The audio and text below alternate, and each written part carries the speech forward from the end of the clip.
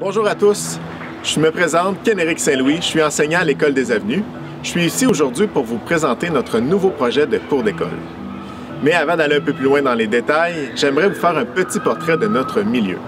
L'École des Avenues, c'est une grande école qui accueille près de 500 élèves. Chaque année, on voit même une augmentation de notre population. De plus, l'école est située dans un milieu qui a besoin d'être un peu valorisé. Heureusement, plusieurs efforts ont été déployés dans les derniers mois pour améliorer la situation. Mais il nous reste un grand problème ici à l'école. L'offre récréative est maintenant insuffisante et inadéquate pour tous nos élèves. On se trouve ici sur le premier plateau de notre cours d'école. Comme vous pouvez le voir, on a une grande surface asphaltée, recouverte de lignage qui commence déjà à disparaître. Un petit peu à ma droite, on a aussi dû retirer des modules de bois qui étaient rendus non sécuritaires et non conformes. Résultat, il ne reste que de vieilles balançoires pour accommoder les élèves du deuxième cycle et les élèves du troisième cycle. Nous sommes présentement sur le deuxième plateau de notre cours d'école. Comme vous pouvez le voir en arrière de moi, il y a encore des modules qui datent de 2008.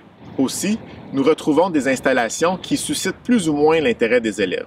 Finalement, derrière moi, on a une grande zone en terre battue qui n'est pas l'idéal pour pratiquer des loisirs ou les activités pour les jeunes.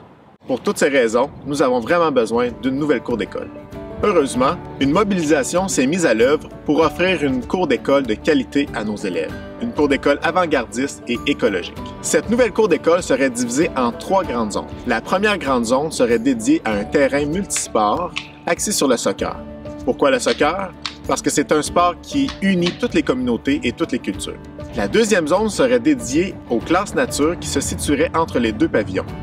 Finalement, en collaboration avec Vente Fraîcheur, nous aimerions créer une forêt nourricière qui serait parcourue par des sentiers circulaires et illuminés et qui rejoindrait une agora naturelle. Cette zone nature contribuerait beaucoup à la lutte contre les îlots de chaleur, puisqu'en été, avec cette grande surface asphaltée-là, la chaleur augmente beaucoup et il fait très chaud pour les enfants.